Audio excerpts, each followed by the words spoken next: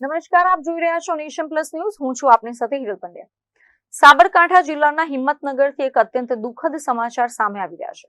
દીવ, દમણ, દાદરા અને નગર હવેલી જેવા કેન્દ્ર શાસિત પ્રદેશોના પ્રશાસક પ્રફુલ્લ પટેલના ધર્મપત્ની ભાવનાબેન પટેલનું આજે વહેલી સવારે અવસાન થયું છે.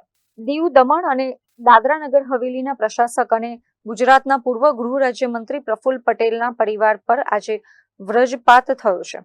તેમના ધર્મપત્ની ભાવના પટેલનું આજે સવારે હૃદય રોગના હુમલા અથવા નાદુરસ્ત તબિયતના કારણે અવસાન થયું હોવાની પ્રાથમિક વિગતો મળી રહી છે.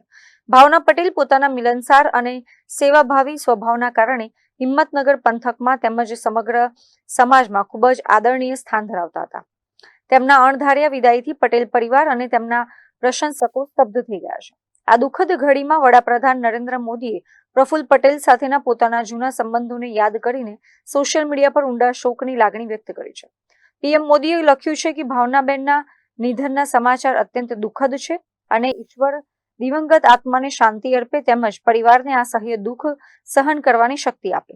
આ ઉપરાંત રાજ્યના મુખ્યમંત્રી સહિતના અન્ય દિગ્ગજ નેતાઓએ પણ ટેલિફોનિક અને સોશિયલ મીડિયા મારફતે શોક સંદેશ પાઠવ્યા છે. અત્રે ઉલ્લેખનીય છે કે ભાવના પટેલના પાર્થિવ દેહને અંતિમ દર્શન માટે તેમના હિંમતનગર સ્થિત નિવાસ સ્થાને રાખવામાં આવે છે.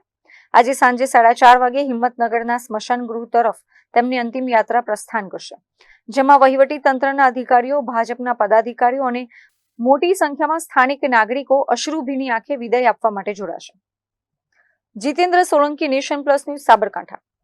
સમાચારોના સતત અપડેટ મેળવવા માટે અમારી નેશન પ્લસ ન્યૂઝની યુટ્યુબ ચેનલને સબસ્ક્રાઇબ કરો, બેલ આઇકન દબાવો અને જોડાયેલા રહો ફેસબુક, ઇન્સ્ટાગ્રામ અને ટ્વિટર પર.